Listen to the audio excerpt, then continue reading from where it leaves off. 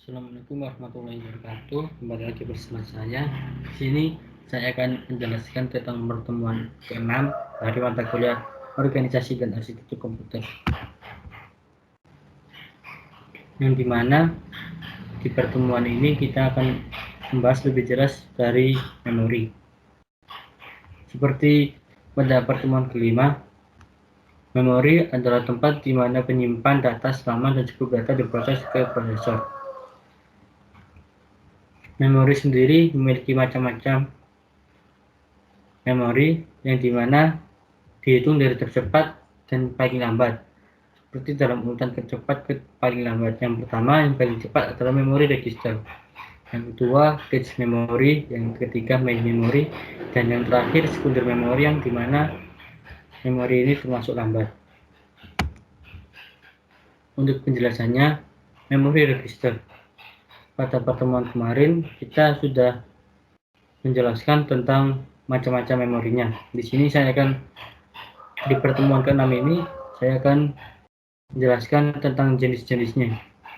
Yang mana di dalam memori sendiri jenisnya, yang pertama register data, yang kedua register alamat, yang ketiga stack pointer register, yang keempat memory address register, yang kelima input output address register, yang keenam instruction register, dan masih banyak lainnya.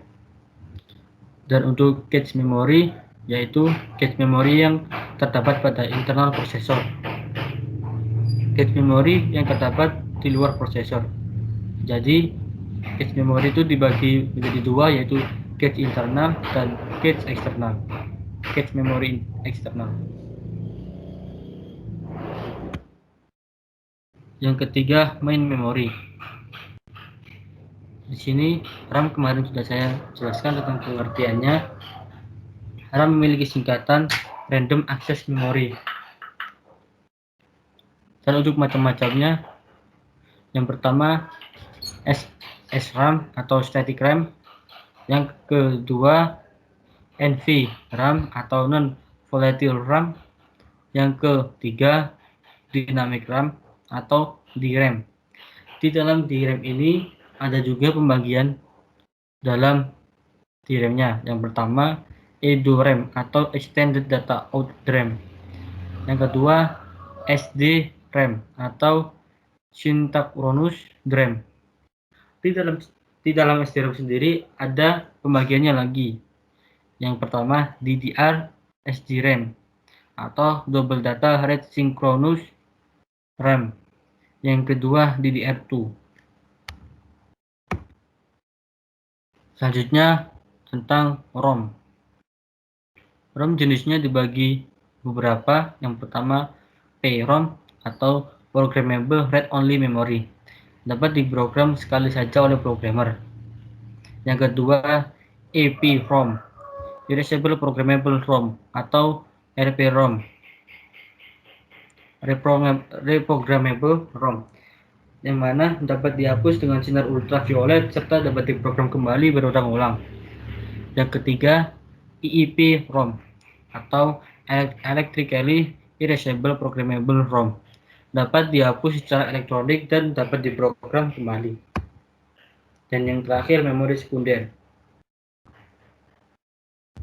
Contoh dari memori sekunder adalah hard disk, floppy disk, dan masih banyak lainnya. Memori sendiri memiliki lokasi yang dimana dibagi menjadi beberapa bagian, yaitu yang pertama register, berada di dalam chip prosesor, diakses langsung oleh prosesor dalam menjalankan operasinya.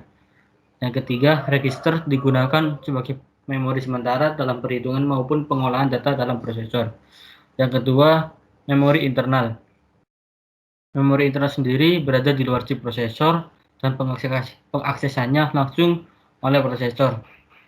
Dan memori internal dibedakan menjadi dua, memori utama dan cache memory. Untuk memori eksternal, diakses oleh prosesor melalui perantara atau piranti input dan output. Yang kedua, dapat berupa disk maupun pita. Di dalam memori sendiri terdapat satuan transfer, yaitu memori internal. Satuan transfer sama dengan jumlah saluran data yang masuk ke dalam dan keluar dari modul memori. Yang kedua, jumlah saluran seringkali sama dengan panjang Word, tapi dimungkinkan juga tidak sama. Untuk konsep dari satuan transfer yaitu yang pertama Word, merupakan satuan alami organisasi memori. Yang kedua, addressable unit. Pada sejumlah sistem, addressable unit adalah Word, namun terdapat sistem dalam pengalamatan pada tingkatan byte. Yang ketiga, unit of transfer adalah jumlah bit yang dibaca atau dituliskan ke dalam memori pada suatu saat. Mungkin itu saja yang bisa saya sampaikan. Mohon maaf apabila ada salah kata, mohon dimaafkan. Sekian dan terima kasih. Wassalamualaikum warahmatullahi wabarakatuh.